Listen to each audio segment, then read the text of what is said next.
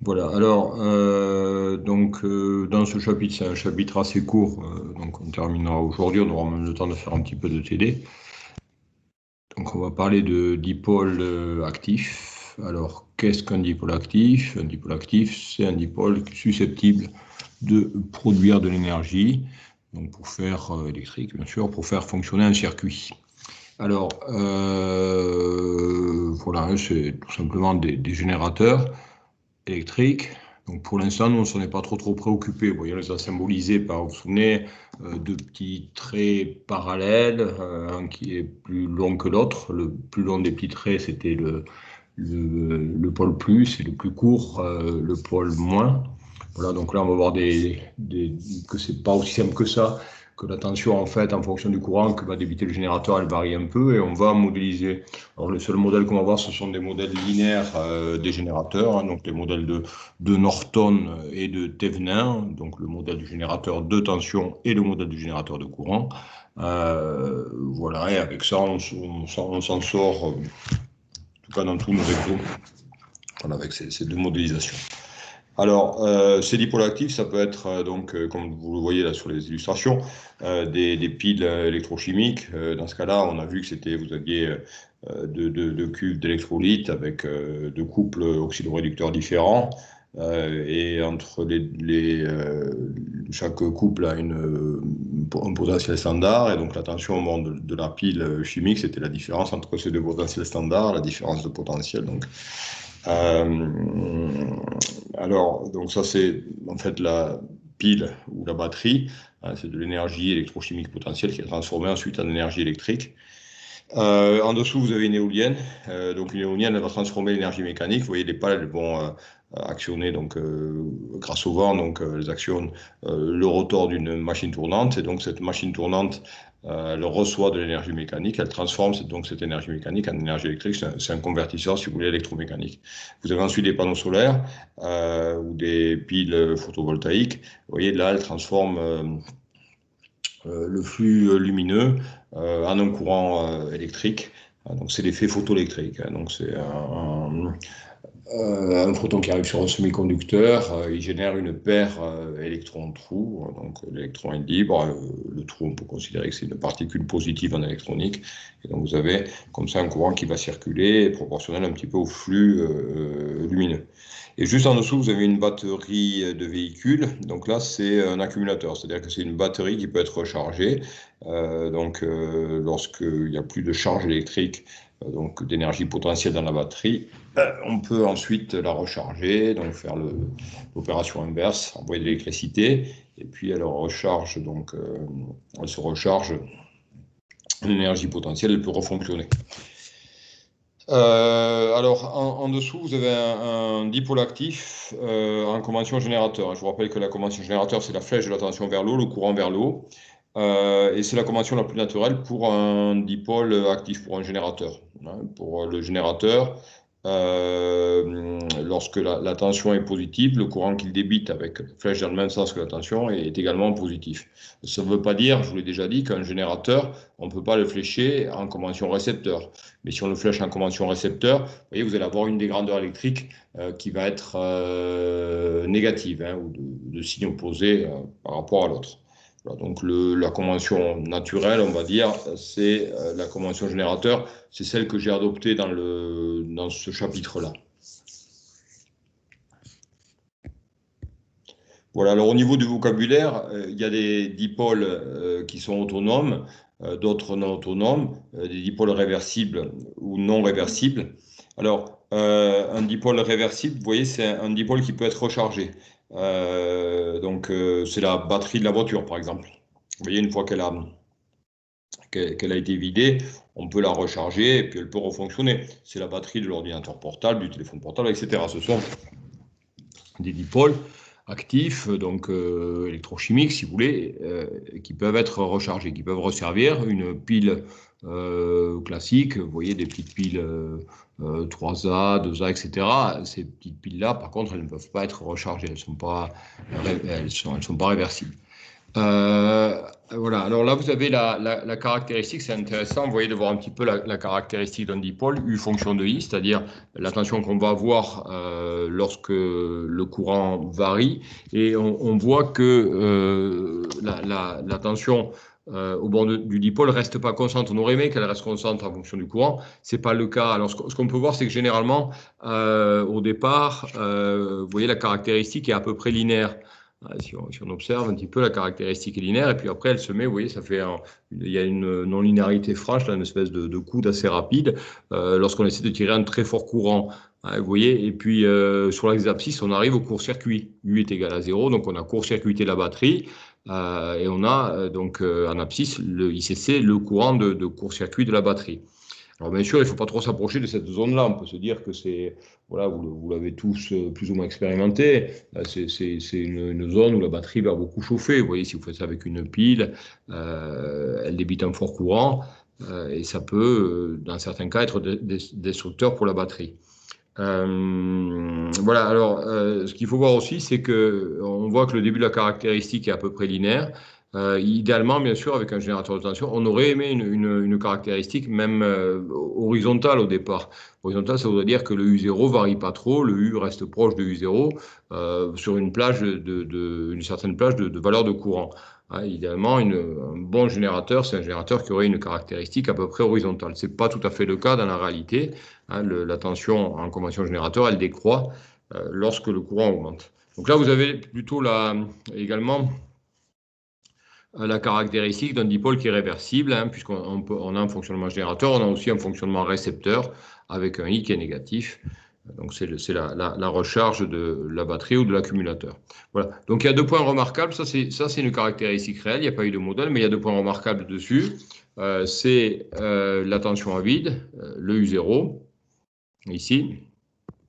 Ouais, donc ça c'est tension à vide. Donc la tension lorsque I vaut 0. Monsieur, quand I est négatif, ça veut dire qu'on est en convention récepteur, oui. Mais Alors, pourquoi? non, on est toujours en convention générateur, mais le I est négatif. Ça veut dire que la batterie, elle se recharge, en fait. On reste en convention. Vous voyez la convention que j'ai prise, moi, et que je prends dans tout le cours, c'est la convention générateur. Vous voyez, j'ai ça, U et I qui sont dans le même sens. Donc là, je continue d'avoir U et I dans le même sens, sauf que le I est négatif. Donc ça signifie que la batterie, elle récupère de l'énergie électrique. Elle est en train de se recharger. Elle fonctionne en récepteur. D'accord? Ok. Voilà. Alors, donc, deux points remarquables, la tension à vide, c'est-à-dire la tension lorsque I est égal à 0, et le courant de court-circuit.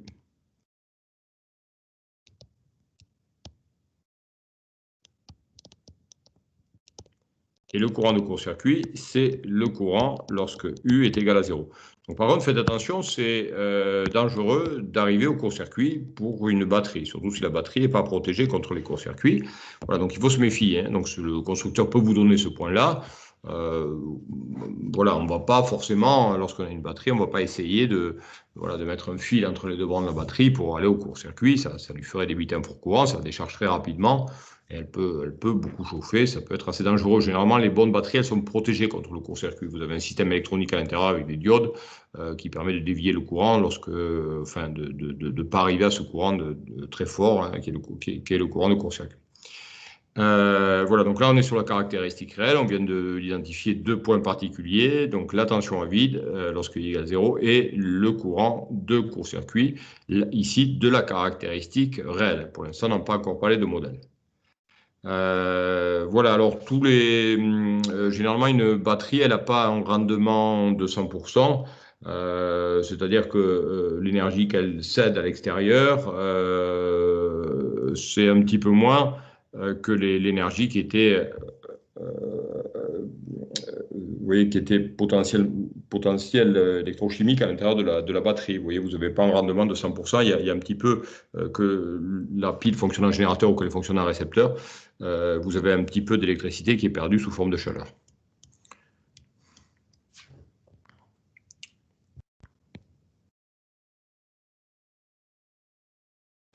Voilà. Alors, donc les dipôles actifs autonomes. Alors, dipôle autonome, ça veut dire que la batterie ou le dipôle n'a pas besoin d'énergie extérieure pour fonctionner.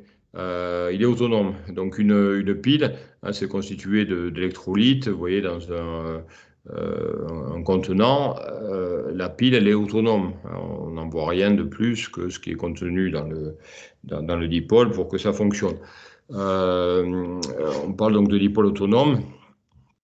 Voilà, vous avez donc l'accumulateur, le dipôle peut être réversible ou non, hein. Vous voyez, là j'ai fait un bout de caractéristique d'un dipôle autonome, linéaire d'ailleurs entre les deux points, donc possibilité de fournir de l'énergie à l'extérieur ou de recharger la batterie. Voilà, avec un rendement qui n'est pas égal à 1, donc un petit peu de perte d'énergie sous forme thermique, de chaleur.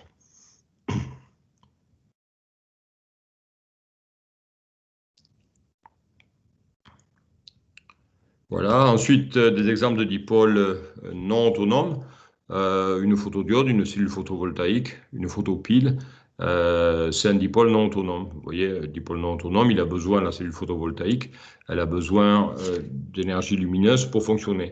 Cette énergie lumineuse est transformée en énergie électrique, avec aussi un certain rendement. Le rendement n'est pas de 100%. Alors on peut voir la caractéristique, vous voyez, qui est particulière de la photopile. Vous avez une caractéristique qui est quasiment plate, mais pour des courants très faibles. Et ensuite, dès qu'on atteint des courants un petit peu plus élevés, la caractéristique devient presque verticale. Donc, dans la zone où la cellule photovoltaïque va débiter un courant qui est assez élevé, elle va se comporter plus comme un générateur de courant, hein, c'est-à-dire avec un courant qui est plus ou moins constant, quelle que soit la tension à ses bornes. On verra ce que ça veut dire plus en détail tout à l'heure, un générateur de courant. Voilà, donc la photopile, donc il y a un dipôle non autonome. La transformation de la puissance électrique par l'effet de la puissance lumineuse en puissance électrique grâce à l'effet photoélectrique, elle se fait avec un rendement qui est loin d'être de 100%. Hein. Pour une photopile, on a un rendement qui est plutôt de 20%. Alors, un autre exemple de dipôle non autonome, c'est la machine tournante ou la génératrice. Oui, donc là, c'est un convertisseur électromécanique. La machine, elle va transformer la puissance mécanique qui lui est cédée en puissance électrique, en énergie électrique. Donc, la puissance mécanique, c'est une vitesse de rotation et un couple de force. Elle transforme ça en puissance électrique. Elle est réversible, c'est-à-dire qu'elle peut fonctionner en moteur. Hein. Si on envoie de la puissance électrique à la machine, elle transforme cette puissance électrique en puissance mécanique. Donc là, on a un convertisseur, une génératrice ou un moteur, hein, c'est un convertisseur électromécanique. La puissance mécanique est transformée en puissance électrique ou inversement. Et tout ça avec un rendement non plus qui n'est pas égal à 1. Il y a des pertes, alors il y a des pertes thermiques, il y a des pertes mécaniques, puisque vous avez un système en rotation. Et vous avez également des pertes magnétiques, parce que vous avez des phénomènes magnétiques à l'intérieur hein, qui permettent donc de transformer l'énergie mécanique en énergie électrique. Voilà, donc ça, vous verrez ça un peu plus tard. Donc ça, ce sont des exemples de dipôles non autonomes qui ont besoin d'énergie extérieure pour fonctionner. Alors, ce qui va nous intéresser maintenant, c'est la modélisation de ces générateurs. On a vu que les caractéristiques, pour l'instant, on n'est pas préoccupé. Vous voyez, on avait symbolisé le générateur, je vous rappelle, par de petites barres. Une barre qui est longue, la plus longue qui correspondait au pôle plus. La plus courte, elle correspond au pôle moins. On a fait ça, on a dit que la tension était à peu près constante. Donc, dans la réalité, c'est pas tout à fait ça qui va se passer. Vous voyez, en fonction du courant qui va être tiré du générateur, la tension va un petit peu évoluer. Idéalement, bien sûr, on aurait aimé avoir une tension qui est parfaitement constante, quel que soit le courant qui va être tiré du générateur. En général, la tension, elle diminue lorsque le courant tiré du générateur augmente. Donc nous, ce qu'on va faire, on va faire une approximation linéaire de la caractéristique réelle. Au départ, les caractéristiques des générateurs sont à peu près linéaires. Vous voyez, en rouge, vous avez la caractéristique réelle d'un dipôle actif. Alors, vous voyez qu'elle est, a priori, ici, la caractéristique, si on la prolongeait, elle aurait peut-être cette allure-là, et vous voyez qu'on va avoir un courant ICC qui va être par ici. D'accord, un courant de court-circuit qui est par ici. et la tension à vide U0 ben, qui est sur l'axe des ordonnées, puisque c'est la tension pour laquelle I vaut 0.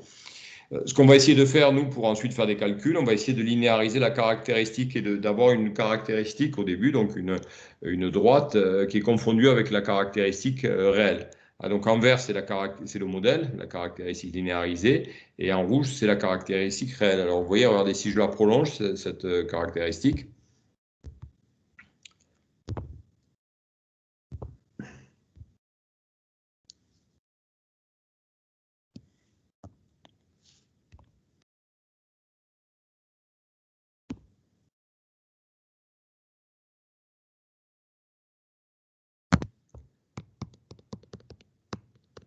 voilà, si je prolonge, j'ai ma droite, hein, donc c'est l'équation de cette droite qui va constituer le modèle linéaire du dipôle actif. Alors vous voyez qu'on se retrouve avec le même U0, grosso modo, que la caractéristique réelle, c'est-à-dire que la tension à vide du modèle linéaire du dipôle actif, c'est la même que la tension à vide de la caractéristique réelle, donc celle que vous mesurez avec le voltmètre lorsque le dipôle actif ne débite pas. Par contre, le courant de court-circuit est différent. Vous voyez ici, en vert, ça je vais avoir le ICC, le courant de court-circuit, de la caractéristique linéarisée, du modèle. D'accord? Alors qu'en rouge, vous voyez, c'est le ICC, c'est le courant de court-circuit de la caractéristique réelle. Voilà.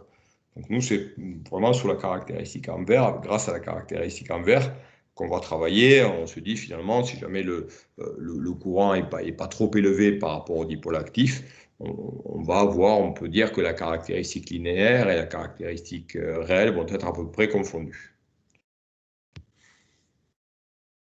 Voilà, alors si on essaie de trouver l'équation de cette droite, vous voyez, c'est la forme y égale à x plus b. Le y, c'est u. Le x, c'est i. Le b, c'est l'ordonnée de l'origine, c'est u0. Et puis, le a, c'est la pente. La pente, vous voyez, de la caractéristique en vert, ici, c'est un delta u sur delta i. Voilà, delta y sur delta x. On voit que c'est négatif, donc je peux mettre valeur absolue de delta u sur delta i et mettre un signe moins devant. Et le delta u sur delta i, on voit que c'est homogène à une résistance. Donc delta u sur delta i, je vais appeler ça R0. Alors regardez, si je fais une variation de delta u qui est égale à u0, j'ai une variation sur la droite en vert, j'ai une variation de i qui est égale à ICC au courant de court-circuit. D'accord? Donc je peux écrire aussi que cette résistance R0 du modèle linéaire du dipôle actif, je peux dire aussi que c'est U0, je peux écrire que c'est U0 divisé par ICC. Et donc l'équation de ma droite, vous voyez, c'est U égale U0, donc ça c'est le petit a, plus AX, le X c'est I, et le petit a, c'est le coefficient directeur. Le coefficient directeur, vous voyez, c'est moins R0. Donc U peut s'écrire U0 moins R0I, donc ça c'est donc l'équation de la droite en vert. D'accord? Donc ce qui va caractériser le modèle linéaire du générateur, c'est sa tension à vide U0 et la résistance R0, qui n'est pas la résistance interne. Hein. Quelquefois, on entend résistance interne du générateur, ce n'est pas une résistance que vous avez à l'intérieur du générateur, c'est véritablement la résistance du modèle linéaire. Encore une fois, c'est un modèle, c'est une simplification de la réalité. Voilà, ce R0, donc c'est la résistance du modèle. Donc avec ça, finalement, on a remplacé le dipôle actif, vous voyez, par le schéma que j'ai au paragraphe 3.2, une tension U0 fixe, d'accord, la tension à vide, en série avec une résistance R0. D'accord? Alors, notez bien le nouveau symbole pour la tension U0. Quand la tension elle est fixe, elle ne bouge pas. On met un cercle avec une barre verticale à l'intérieur, donc une barre qui est dans le sens des connecteurs. Voilà, ça signifie que quand vous voyez ce symbole-là, au bord de ce symbole-là, vous allez avoir une tension qui ne va pas bouger, qui va rester constante, et ça, quel que soit le courant qui va la traverser. On appelle ça le symbole de la source de tension, ou le symbole du générateur de tension idéal. Idéalement, on voudrait avoir une tension qui est vraiment constante, quel que soit I. Dans la réalité, ce n'est pas le cas. D'accord? C'est pour ça qu'il y a cette résistance dans le modèle qui intervient, donc, qui fait que la tension va décroître généralement lorsque le courant augmente. Voilà, donc U0, ça symbolise une tension fixe, hein, c'est ce qu'on appelle une source de tension, en série avec R0. Ce modèle-là, qui est un modèle linéaire d'un générateur de tension, ça s'appelle le modèle équivalent de Thevenin du générateur linéarisé. Hein. Lorsqu'on veut linéariser le générateur, il y a deux possibilités, soit ce modèle du générateur de tension de Thevenin, et puis l'autre possibilité qu'on va voir après, qui est la modélisation sous forme de générateur de courant. Vous voyez, on voit bien que ici, alors bien sûr, les points A et B, bien repérer les points A et B entre lesquels on a fait la modélisation. Donc le point A, c'est le pôle plus, si vous voulez, et le point B, c'est le pôle moins. Voilà, donc c'est le modèle équivalent qui est le modèle de Thevenin qui est équivalent au dipôle actif. On voit bien ici qu'on peut écrire U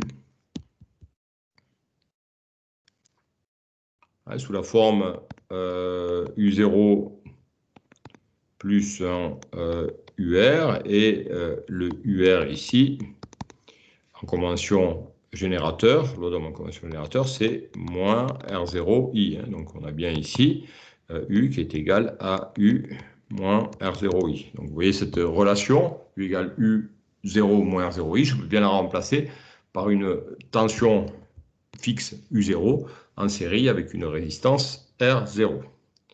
Alors vous voyez que le R0 s'obtient, hein, c'est important, il s'obtient en faisant le rapport entre la tension à vide et le courant de court-circuit. D'accord? Donc les éléments importants du modèle linéaire, c'est la tension à vide et le courant de court-circuit. La tension à vide et le courant de court-circuit font également la résistance du modèle linéaire. Donc la résistance R0, c'est U0 sur ICC.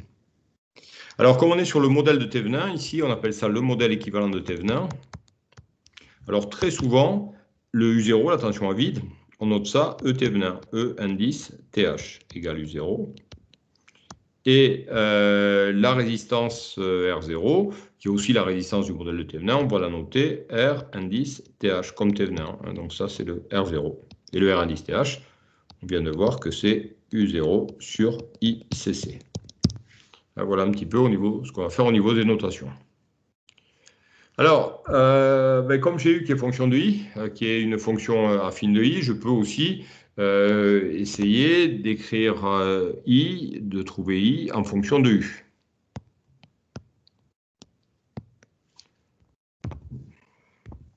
Alors, je pars de U égale U0 moins R0I. Ça me donne R0I égale U0 moins U. Et donc, ça me donne I, vous voyez, égale U0 sur R0 moins 1 sur R0 multiplié par U. Donc, vous voyez, là j'ai écrit I comme une fonction de U cette fois-ci. Là, j'ai fait l'inverse que j'ai fait tout à l'heure. Donc, ça, c'est la modélisation. Ça va être la modélisation du dipôle actif linéaire sous la forme d'un générateur de courant. Hein, puisqu'en fait, ici, vous voyez, je retrouve U0 sur R0, c'est le courant de court-circuit. Hein, c'est la définition du courant de court-circuit, moins R0 multiplié par U.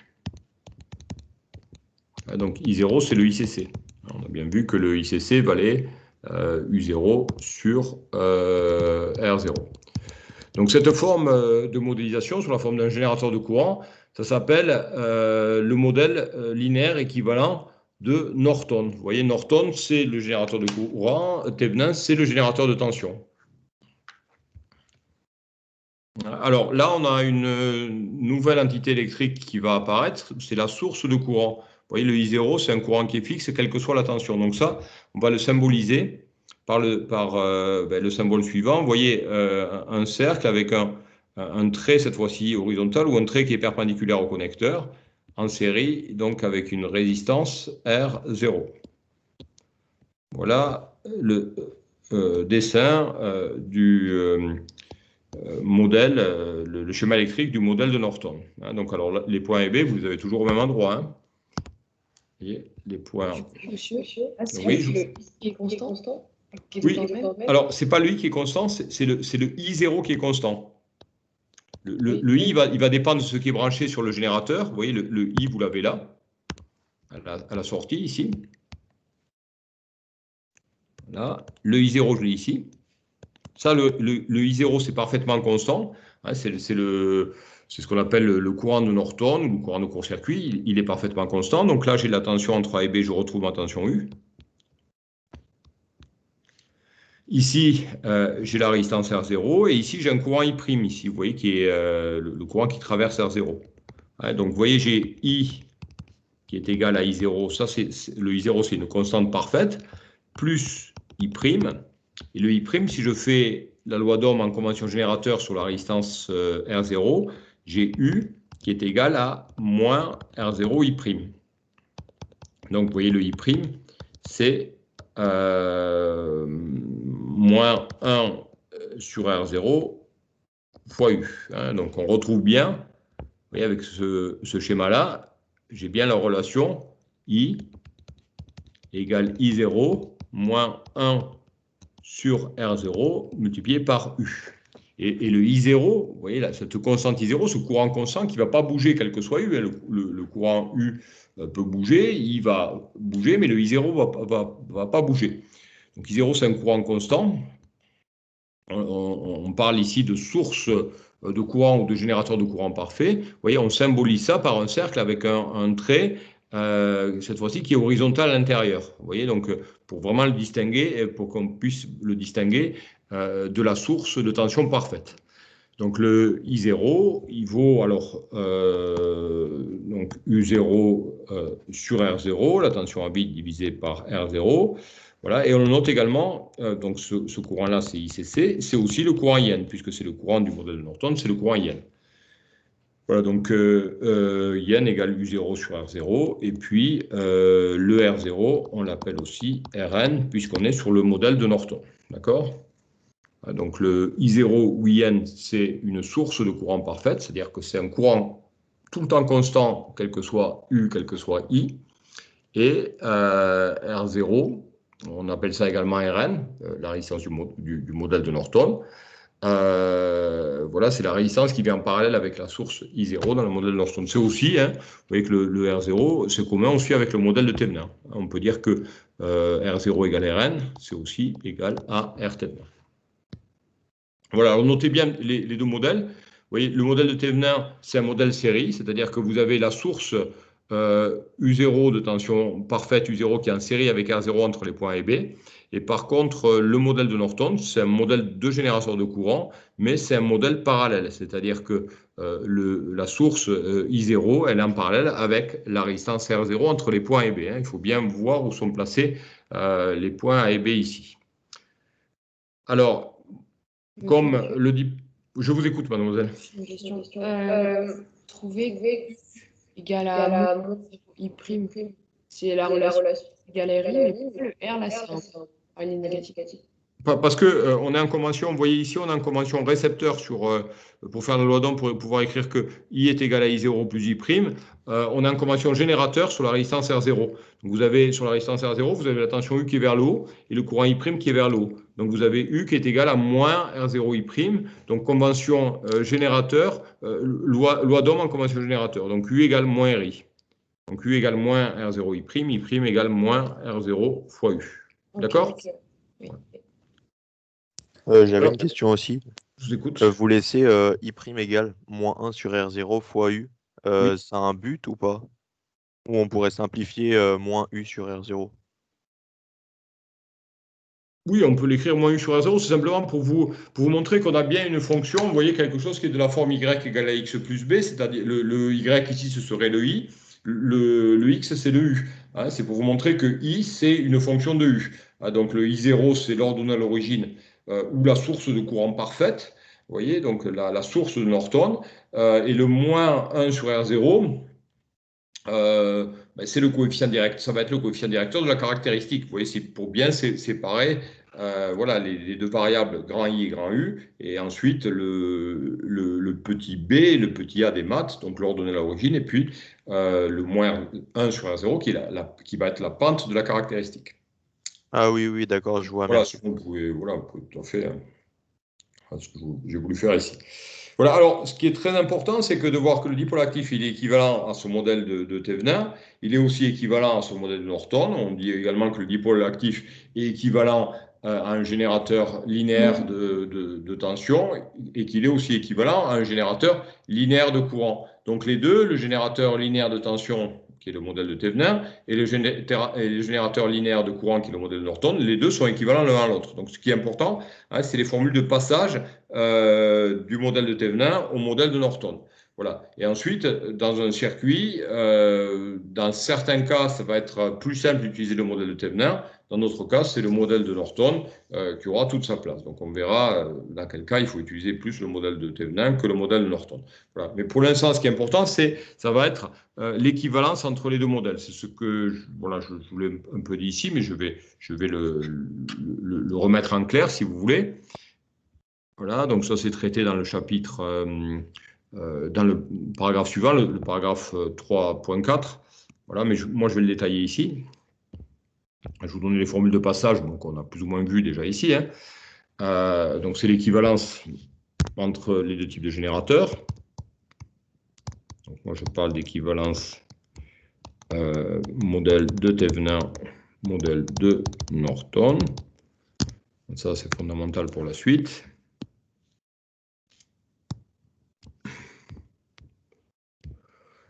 Voilà, donc vous avez un dipôle actif qui va être linéarisé. Voilà, donc ça c'est dA. On a vu en convention le dipôle actif comprend entre les points A et B.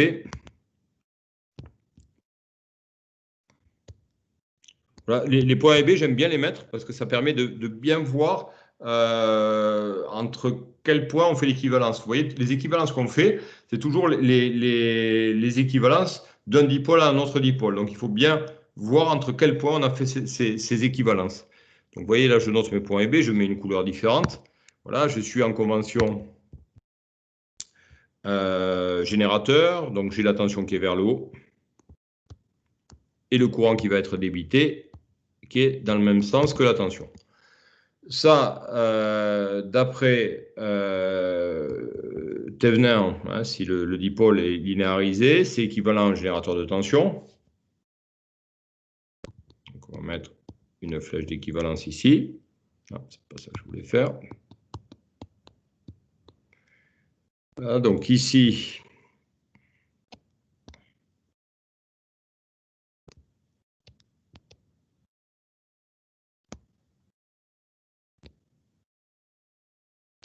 voilà, ici j'ai le. Alors, je ne veux pas vous embrouiller, je vais vous mettre la résistance plutôt à la verticale, sinon ça va vous faire. Voilà, je vais faire comme ça. Elle n'est pas bien ma résistance. Ah.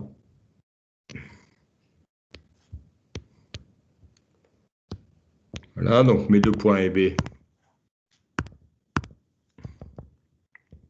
Mon point A, il est ici. Et le point B en bas.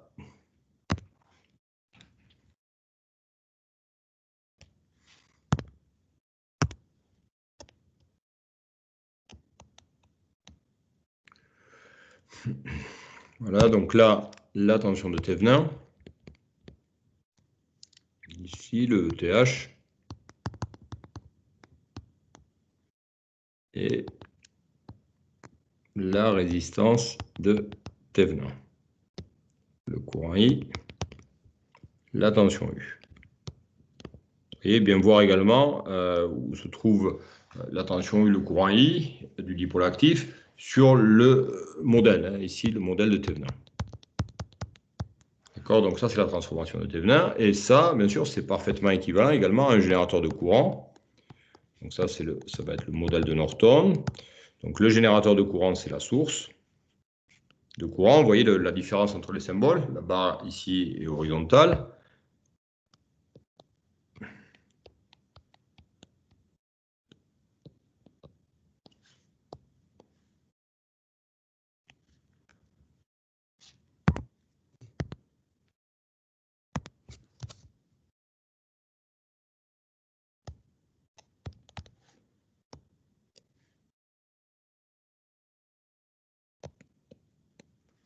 Voilà, les points A et B. Donc ici, le courant IN. Donc le courant de Norton. Et en parallèle, la résistance de Norton. Donc, vous voyez, comme Thévenin, c'est équivalent au dipôle actif et le Norton, il est équivalent également au dipôle actif linéarisé. Les deux modèles sont équivalents l'un à l'autre.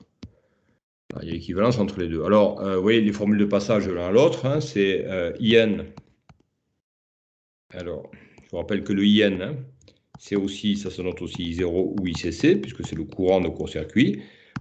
C'est ETH divisé par RTH. Hein, c'est égal à ETH divisé par RTH. On peut aussi l'écrire U0 divisé par R0. Et ensuite, la résistance Rn, elle vaut tout simplement R Thévenin. On l'appelle également R0. Voilà donc les formules de passage d'un modèle à l'autre, donc à connaître par cœur, et ça c'est très très important pour la suite. Donc ça, c'est vraiment à connaître. Là, donc, on peut même entourer. Monsieur, comment Oui, ça peut monsieur. être équivalent alors qu'on est en série et l'autre en dérivation? Alors, répétez la question. Vous me dites pourquoi les deux modèles, vous parlez d'égalité, c'est ça? Bah, pourquoi c'est équivalent alors qu'il y en a un, c'est en série et l'autre, c'est en dérivation? Équivalent, ça veut dire que si vous substituez l'un à l'autre dans un circuit, partout ailleurs dans le circuit, sur les composants, vous allez retrouver les mêmes tensions, les mêmes courants. Vous voyez, les modèles, ils ne sont pas égaux l'un à l'autre, mais ils sont parfaitement équivalents. Regardez, on peut le montrer facilement. Vous voyez, ce qu'il faut, c'est bien voir où se situe le courant I, donc le courant qui va être débité, et puis la tension entre les bornes A et B. Regardez, le courant I sur le modèle de Norton, il va être ici, et la tension U, elle va être là. Alors, vous êtes d'accord que deux modèles linéaires de dipôle actif, ils vont être parfaitement équivalents si leur tension à vide et si leurs courants de court-circuit sont égaux. Ça paraît tout à fait logique, puisque la caractéristique, c'est une droite. Si la tension à vide et le courant de court-circuit, c'est les mêmes, on peut dire que les deux générateurs sont parfaitement équivalents l'un à l'autre. Vous êtes d'accord avec cette assertion, hein, ce que je viens de dire, mademoiselle? Oui. D'accord. Alors regardez, qu'est-ce qu'elle vaut la tension à vide ici sur le modèle de Thévenin? Le U à vide, il vaut quoi?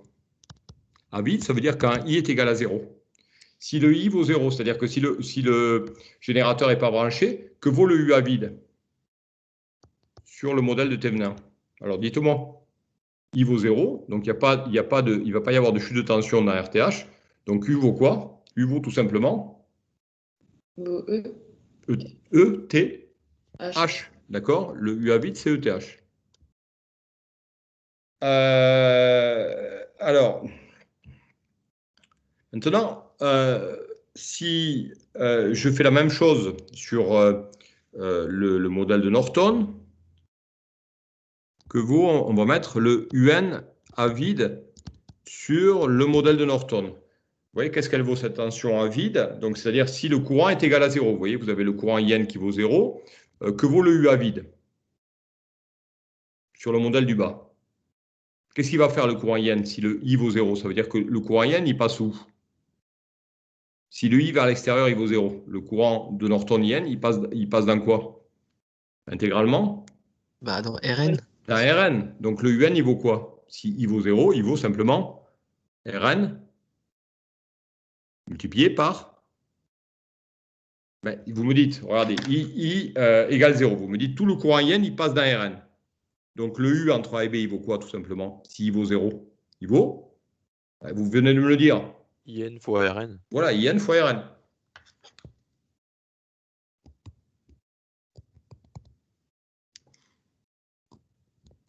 Alors maintenant, regardez, je passe au court-circuit, je fais un court-circuit. On va essayer de trouver les courants de court-circuit. Je fais un court-circuit ici, je mets un court-circuit. Et je calcule le courant de court-circuit. Qu'est-ce qui vaut le courant de court-circuit sur le modèle de Thévenin? Un court-circuit, ça veut dire que je mets un fil. Donc le I, il vaut quoi si je mets un fil? Bah, il vaut I. Non, il vaut I, mais moi le I, je veux l'exprimer en fonction de ETH et de RTH. Vous voyez, j'ai relié A et B par un fil. Donc le I vaut tout simplement, E c'est une tension, R c'est une résistance. Donc le I, bien sûr, qui vaut ICC, il vaut quoi? U sur R. ETH sur RTH. ETH plutôt sur RTH, d'accord? Hein, il vaut ETH sur RTH. D'accord? Et de l'autre côté, vous voyez, regardez ici, je fais aussi le ICC. Donc là, j'ai fait le ICC sur le Thévenin, et ici, je fais le ICC sur le Norton. Alors, pour faire le ICC, vous voyez, regardez, je viens mettre mon court-circuit ici, entre A et B. Et je calcule ce courant-là, je calcule le courant de court-circuit.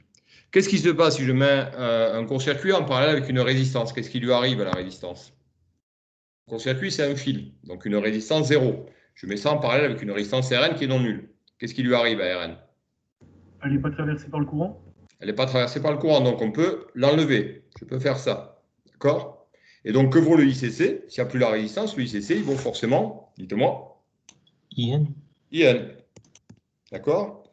Donc, on a dit, juste avant de faire ce petit exercice, on a dit que deux modèles linéaires, ils sont égaux si leur tension à vide est égale et si leur courant de court-circuit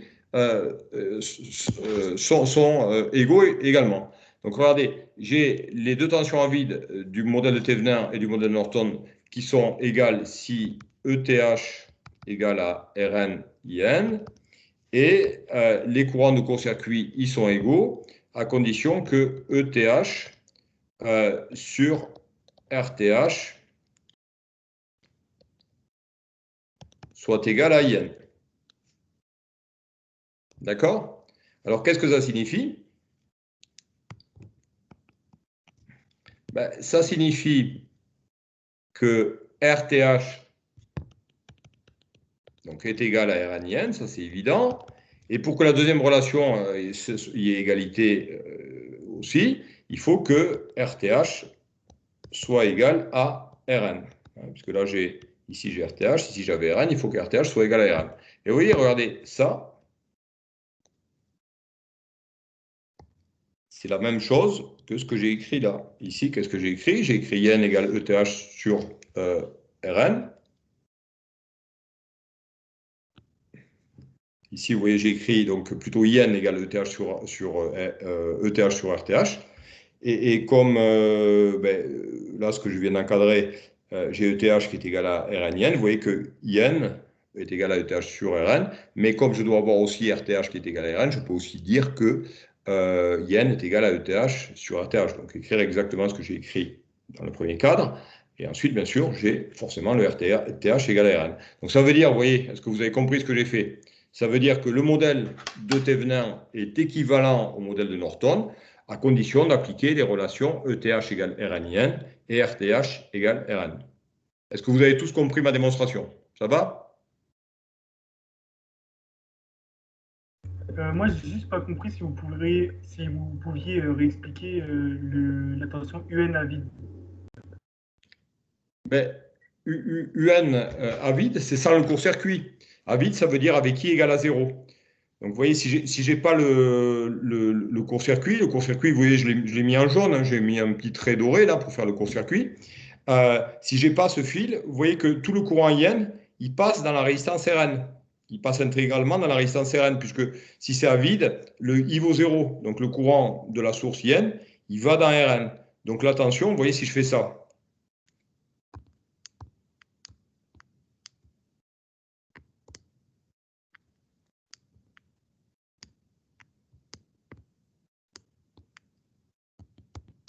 si j'ai le I vers l'extérieur qui vaut 0, voyez le circuit du courant IN, le courant IN, je l'ai là, hop, il passe intégralement dans Rn, c'est-à-dire que le IN, je le retrouve ici.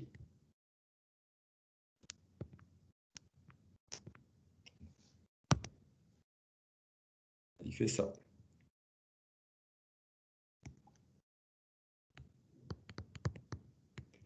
Le yen, je le retrouve ici. Et donc, j'ai le U à vide, donc, qui vaut Rn multiplié par yen. Est-ce que vous avez compris, monsieur?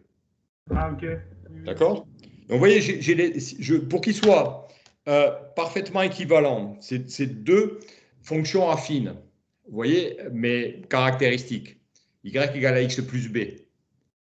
Pour qu'ils soient parfaitement équivalents, donc la caractéristique d'une fonction affine, c'est une droite, il faut que les droites, elles passent par les mêmes points. Donc il faut que la tension à vide, ce soit la même, et que le courant de court-circuit, ce soit le même. Hein. Vous voyez, une droite, elle est définie par 2 points, c'est suffisant. Donc vous voyez, si les tensions à vide des deux modèles, elles sont égales, et si les courants de court-circuit des deux modèles sont égaux, j'ai deux entités qui sont parfaitement équivalentes l'une à l'autre. Donc la tension à vide du premier, c'est E Thévenin. La tension à vide du second, c'est Rn. Donc pour qu'il y ait équivalence, il faut que le ETH soit égal à Rn.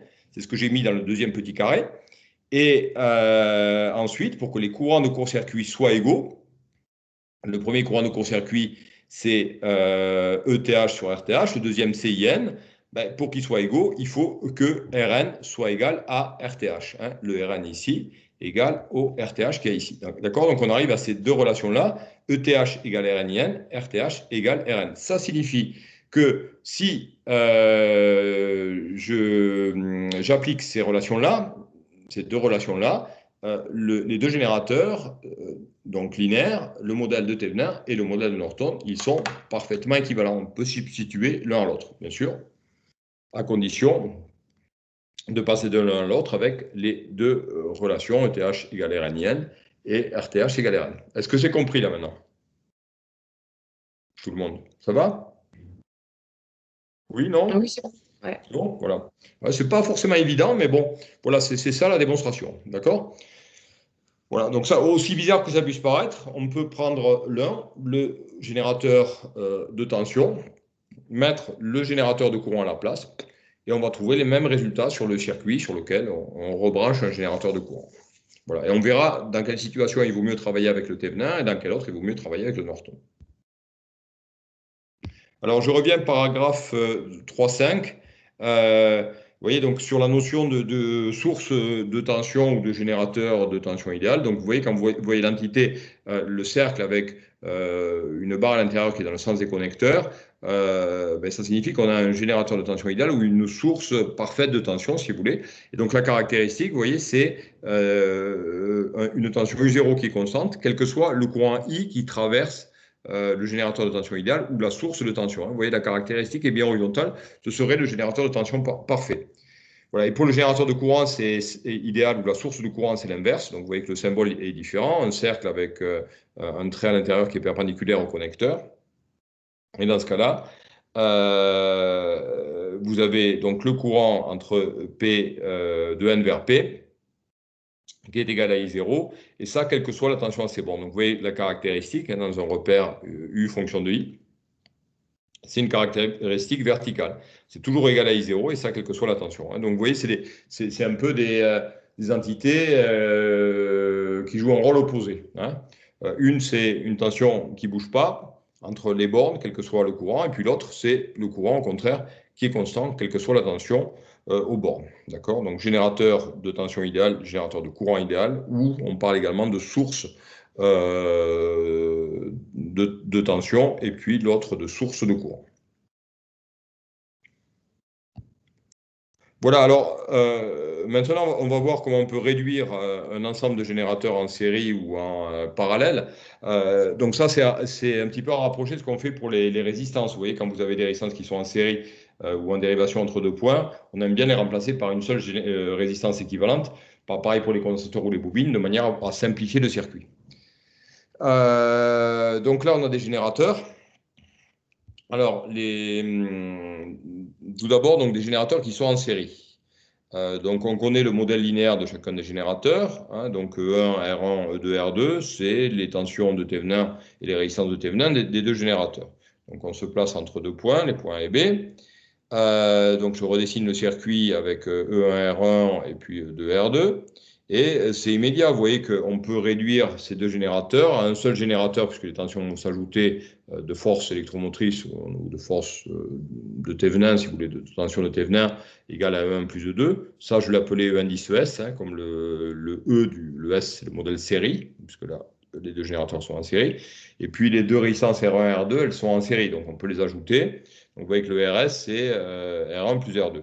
Donc, je peux remplacer mes deux générateurs par un seul générateur qui a une tension de Thévenin ES égale à E1 plus E2 et une résistance de Thévenin que j'appelais RS, comme la résistance du modèle série, égale à R1 plus R2. Donc, vous voyez, si les générateurs sont en série, je les remplace par deux générateurs, par leur modèle de Thévenin, et puis comme ça, je peux réduire à un seul générateur. Si je veux généraliser, si j'ai un dipôle linéaire en série, je les passe tous en générateur de Thévenin et je peux dire que le dipôle final, qui est la réduction de tous les dipôles, des n dipôles, il va avoir pour force électromotrice de Thévenin, pour tension de Thévenin, ES égale à E1 plus E2 plus E3 jusqu'à EN, et pour résistance de Thévenin, une résistance RS égale à R1 plus R2 plus R3 jusqu'à Rn. D'accord? Voilà, donc on peut comme ça réduire un ensemble de générateurs qui sont en série. Alors, lorsque les générateurs sont en dérivation, c'est un peu plus compliqué.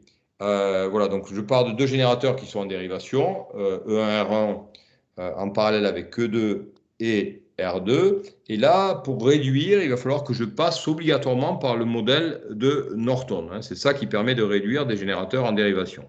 Voilà, donc là, notez les points A et B, vous les avez ici. J'ai A et B, mes points qui sont là.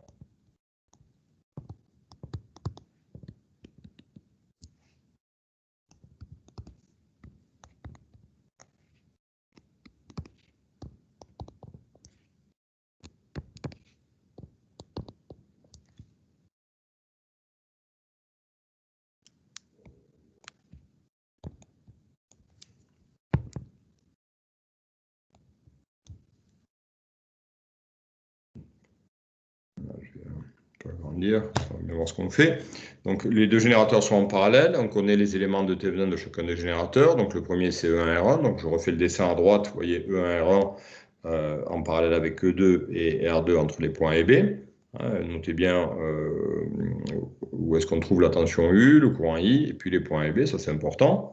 Et ensuite je passe, vous voyez, donc je fais dans ce sens-là, hein, c'est-à-dire que vous voyez, là je fais cette première étape, et à partir de ça, je passe ici, je transforme les deux générateurs en générateurs de Norton. Donc là, le E1 sur R1, c'est le courant, c'est un courant de Norton. Ici, c'est le, si vous voulez, c'est le IN1. Et celui-ci, c'est le IN2. Hein, c'est le courant de Norton 2. Voilà, donc j'ai fait, vous voyez, j'ai remplacé E1 R1 par IN en parallèle avec Rn. Je sais que le Rn, c'est le même que le R Norton, donc R1, il ne bouge pas, mais il vient en parallèle avec la source. Le courant de Norton, IN1, c'est E1 sur R1. Pour le deuxième générateur, le courant de Norton, c'est E2 sur R2, parallèle avec R2. Voilà. Et ben là, je vois tout de suite. Alors, vous voyez, j'ai noté les courants de Norton réduits. J'ai noté ça. Vous voyez, IP et RP. Alors, IP comme I parallèle et puis RP comme R parallèle, puisque là, les deux générateurs sont en parallèle. Tout à l'heure, les générateurs étaient en série. Donc, je vais noter ES et RS. Donc là, IP et RP. Alors, pour RP, c'est pas très compliqué. Les résistances R1 et R2, on voit qu'elles sont en parallèle. Donc, RP,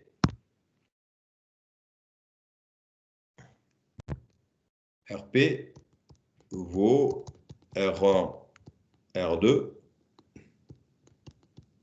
hein, sur R1 plus R2 parce que les résistances, elles sont en dérivation. Donc, on peut les remplacer par une seule résistance RP égale R1, R2 sur R1 plus R2.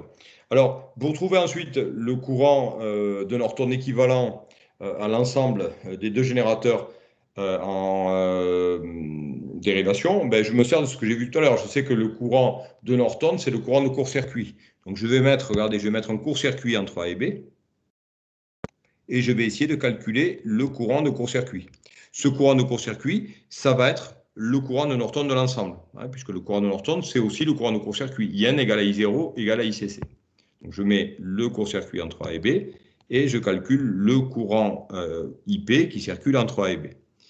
Donc, ça, c'est le court-circuit. Le fil, c'est le court-circuit. Alors, si je court-circuit des résistances, je sais que les résistances, elles disparaissent. Une résistance en série avec une résistance égale à, en parallèle avec une résistance égale à 0, c'est 0.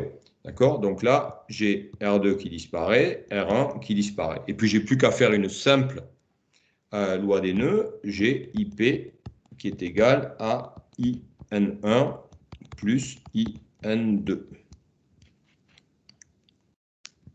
Voilà, donc le IP vaut E1 sur R1 plus E2 sur R2.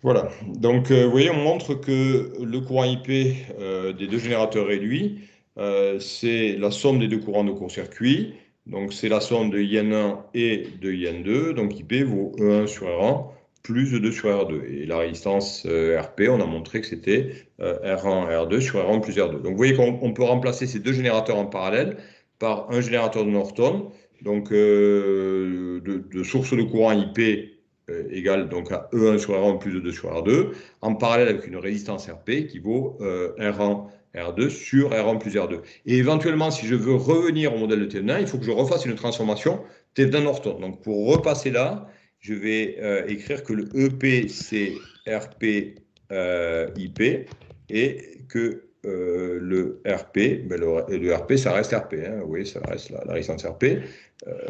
Par contre, les deux éléments EP et RP vont être maintenant en série entre A et B. Vous voyez qu'on ne peut pas, c'est pas possible de faire ça, de court-circuiter, enfin les étapes, hein, si je peux parler comme ça, parce que voilà, ici on ne peut pas passer directement de ça à ça. Ici, ça c'est impossible. On est obligé de suivre tout le cheminement. Donc on est obligé de passer d'abord des deux générateurs en parallèle, les mettre en Norton, et après du Norton, on passe au Norton, à un seul Norton équivalent, et du Norton, je peux revenir à un modèle de Thevenin. Donc là, il y a plusieurs étapes. Voilà, si je veux généraliser ce que j'ai fait ici, vous voyez, au cas où j'ai plusieurs générateurs, je vais un petit peu zoomer, dézoomer plutôt. Alors, si j'ai une association de n dipôles en parallèle, je vais passer mes n dipôles linéaires, je les passe en générateur, je les mets sous forme de générateur de Norton, et je vais pouvoir écrire que le IP final du générateur unique, c'est la somme des courants de Norton, donc I1 plus I2 plus I3 jusqu'à IN. Et pour la résistance du modèle, elles sont en dérivation, donc les conductances s'ajoutent. Je peux écrire 1 sur RP égale 1 sur R1 plus 1 sur R2 plus 1 sur R3 jusqu'à 1 sur Rn, ou GP, puisque c'est la conductance, égale G1 plus G2 plus G3 jusqu'à Gn, dans le cas où on a n dipôles actifs linéaires qui sont en dérivation. Voilà, on obtient comme ça le courant de Norton de l'ensemble, IP, et la résistance de Norton également de l'ensemble, RP. Si je veux repasser au Thevenin, je fais la transformation Norton-Thevenin. Voilà, est-ce que c'est compris ce que je viens de faire? Est-ce que vous avez des questions? J'ai pas compris comment on passe de. Enfin, là, le modèle de Thevenin, EP égale RP. Alors, ça, c'est pour refaire la transformation. Vous voyez, on se retrouve, une fois qu'on a fait la réduction, on va se retrouver avec IP et RP en parallèle. Si moi, je veux plutôt le Thevenin, au lieu du Norton à la fin, donc le Thevenin, c'est ça. Voilà, le Thévenin, c'est une source de tension en série avec une résistance.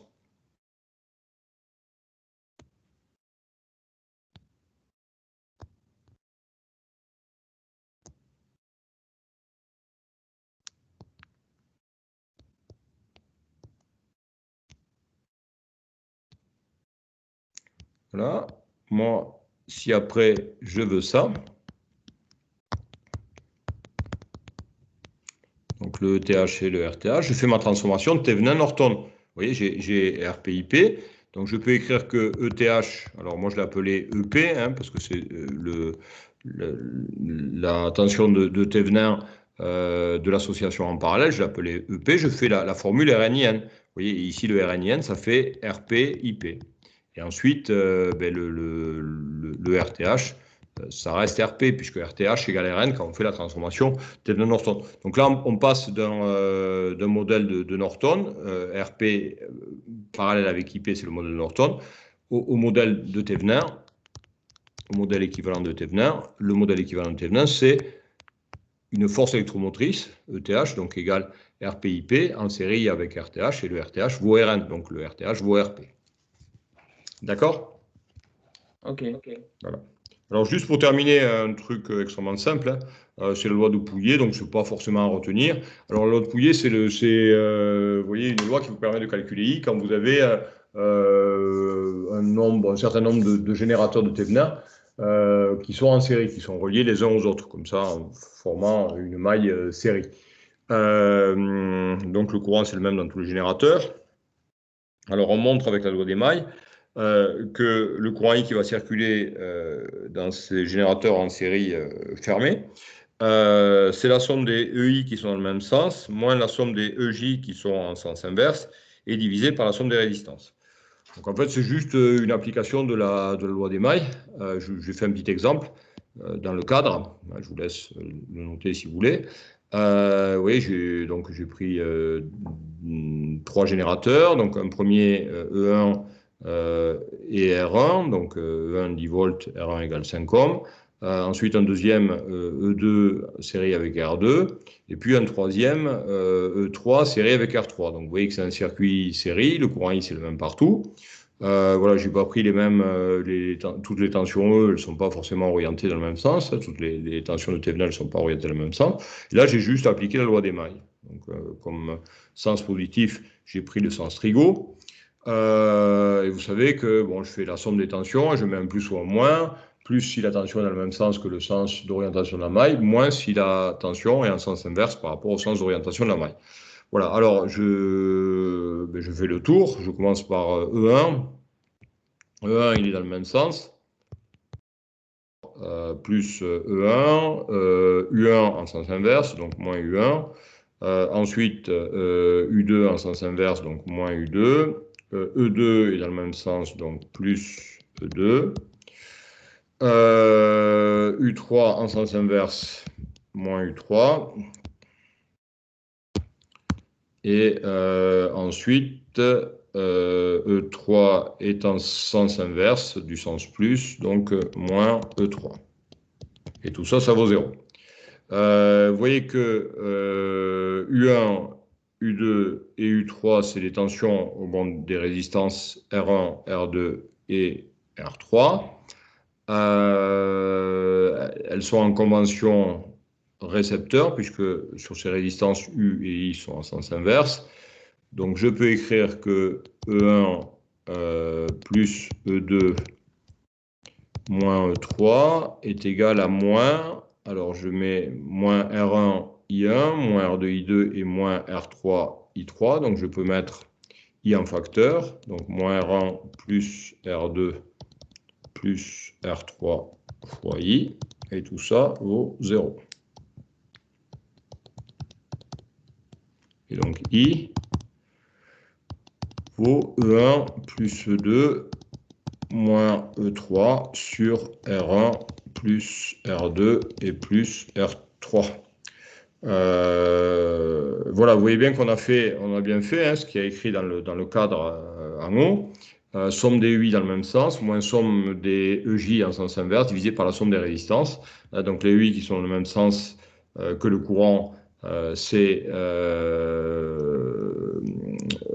E1 et E2, et le EI, EJ qui est en sens inverse du courant, c'est le E3. Voilà, et on divise par R1 plus R2 plus R3, on a le résultat. Si je fais l'application numérique ici, je crois que ça me fait 10 plus 2, moins 5, et divisé par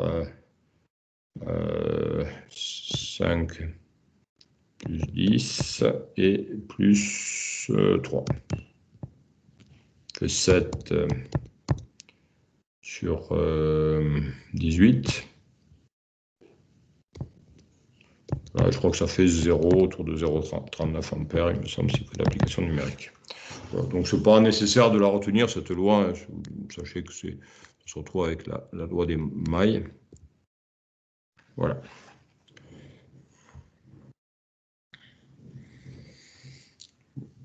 Voilà, donc ça termine le chapitre 4. Est-ce que vous avez des questions?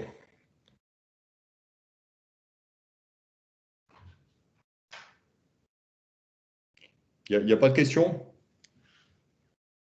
S'il n'y a pas de questions, on passe au TD. Là, je vous laisse noter, hein, pour ceux qui n'ont pas encore noté, notez ce que j'ai mis dans le cadre et puis ce que j'ai mis à côté. Je vous laisse peut-être une minute ou deux. Voilà, et on passe ensuite au TD.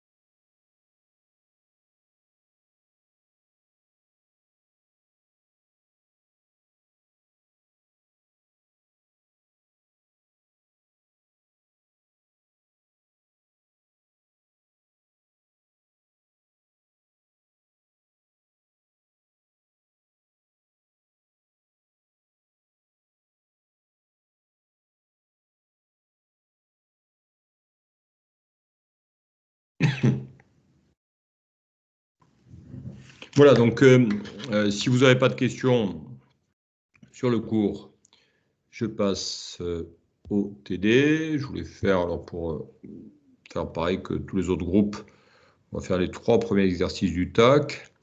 Donc, ouais, il reste peu de temps, donc on va le faire ensemble. Parce qu'on doit terminer à 11h. Alors, on va faire donc les exercices 1, 2 et 3, les 3 premières questions du TAC. Pour mardi, terminer le TD4, vous voyez, il faut que vous le cherchiez un peu pour qu'on avance assez vite. On corrigera les exos de la deuxième partie du TD. Et ensuite, il faut que je commence le chapitre 5. Voilà, il va nous rester encore 2 chapitres après ça. Voilà, donc j'aimerais que vous voyez bien le cours pour mardi et que vous ayez tous travaillé le TD, essayer de terminer les exercices du TD. Alors, donc la première question du TAC du TD4.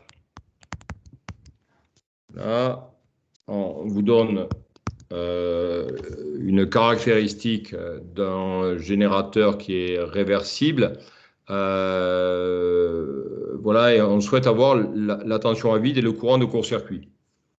Alors, et on vous demande ici, on vous dit, donc il y a plusieurs réponses de tension à vide et de courant de court-circuit. On vous demande de trouver la bonne réponse. Alors ici, vous voyez, donc de la caractéristique, qu'est-ce que vous pouvez déduire de cette caractéristique? Que U0, c'est 1,5. Voilà, U0, c'est 1,5, on le voit ici. Donc la tension à vide, c'est 1,5 volts. Voilà. Ensuite, on vous dit rien sur le dipôle. On vous dit pas que le dipôle, on vous dit pas déjà que c'est une caractéristique d'un modèle. A priori, c'est la caractéristique réelle du dipôle. Elle est à peu près linéaire entre 0 et moins 0,5. Voilà. Et ensuite, donc on a ça. On ne sait pas ce qu'il va y avoir derrière. On ne sait pas si c'est, a priori, ce n'est pas le modèle linéaire, puisqu'on ne vous parle pas de modélisation. Donc, on vous dit que c'est la caractéristique obtenue à partir d'un générateur réversible. Donc, elle n'est probablement pas linéaire jusqu'à la fin. Donc, il y a des chances que si on continue ici, vous voyez, on est peut-être une non-linéarité. Donc, quelque chose qui va faire peut-être comme ça. Voilà, on aurait peut-être le ICC ici, mais on ne sait pas parce qu'on n'a pas le reste de la caractéristique. Voilà. Donc, a priori, ici, on est sur la caractéristique réelle du générateur et pas sur un modèle. Donc, le courant de court-circuit, on ne le connaît pas. D'accord? Donc, la réponse ici, c'est la réponse 3. Donc, une tension à vide de 1,5 volts et un courant de court-circuit qui n'est pas déterminé puisqu'on n'a pas, voilà, on a la caractéristique entre moins 0,5 et 0,5 ampères. Voilà, donc la question 2. On relève, alors c'est une expérimentation qu'on pourrait faire en TP, on relève 3 points de la caractéristique d'un générateur. Hein, pour ça, il suffit de brancher un générateur, vous le branchez à une résistance variable. Vous faites varier la résistance, ça fait varier forcément le courant. Hein. Si on abaisse la résistance, le courant augmente. Donc on voit que si le courant augmente ici, la tension elle diminue. Donc a priori, on travaille en convention générateur. Donc on a 3 points. 9 volts 0 ampères, donc ça c'est le 9 volts, c'est la tension à vide. Ensuite 8,5 volts 1 ampère et 7 volts et 2 ampères. On vous demande l'affirmation que dans l'intervalle 0,2 ampères, le générateur est linéaire. On vous demande de voir si elle est vraie, donc, ou si elle est fausse. Si elle est vraie, donc on vous propose plusieurs solutions pour le modèle de Thevenin. Alors, et si elle est fausse, on vous dit, est-ce qu'elle est fausse parce que on ne sait pas ce que vaut le courant de court-circuit, ou est-ce qu'elle est fausse parce que les points ne sont pas alignés? Voilà, donc le courant de court-circuit ici, c'est pas ça qui fait que les points sont alignés. Du coup, on va essayer de voir si les points sont alignés. Alors, pour voir si les points sont alignés, il y a plusieurs façons de faire. On peut considérer 2 points, faire un delta U sur delta I, donc un coefficient directeur de la caractéristique, qui passerait par ces 2 points-là. Puis prendre 2 autres points et chercher le coefficient directeur de la caractéristique. Et voir si ces coefficients directeurs sont égaux. Donc, s'il y a un point qui est commun et si les 2 coefficients directeurs sont égaux, c'est que les 3 points sont alignés. Voilà, c'est ce que j'ai fait ici. Donc, je vais faire un premier delta U sur delta I. Alors, le premier delta U avec les 2 premiers points, le 9 volts et le 8,5, ça me fait 9 moins 8,5 divisé par 0 moins 1, ça me fait moins 0,5. Et ensuite, je vais refaire un delta U sur I avec les 2 derniers points. Donc, ça fait 8,5 moins 7 et divisé par 1 moins 2. Donc, 8,5 moins 7, ça fait 1,5. Divisé par moins 1, ça fait moins 5. Vous voyez donc que les 2 coefficients directeurs de 2 droites qui passeraient par les 2 premiers points, par les 2 autres points, ils n'ont pas le même coefficient directeur, donc les 3 points ne sont pas alignés. Hein, voilà, donc on peut conclure que les points...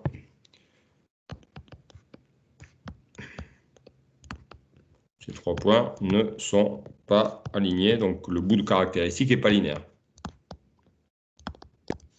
Donc la réponse ici, c'est la réponse 4.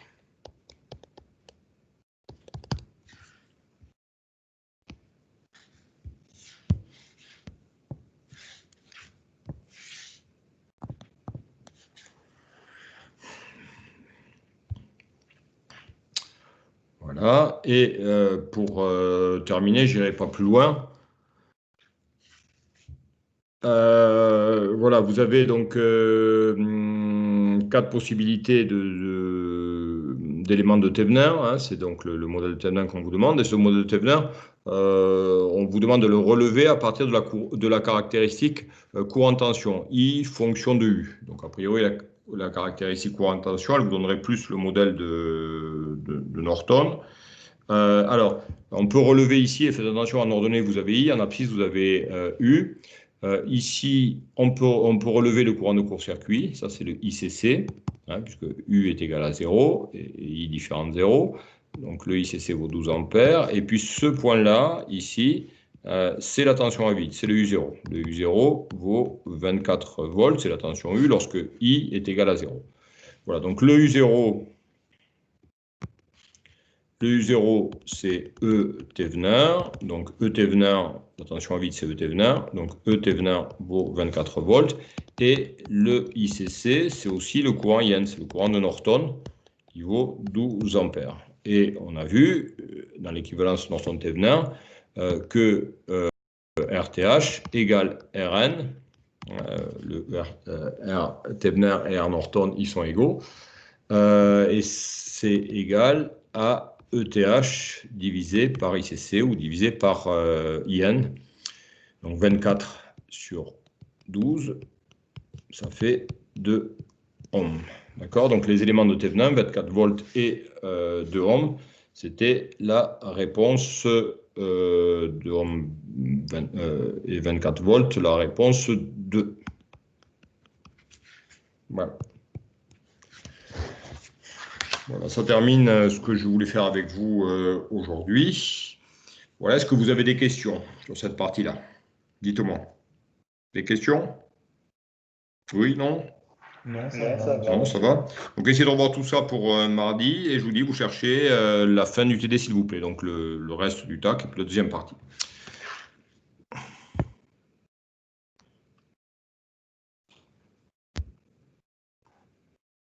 Au revoir, monsieur.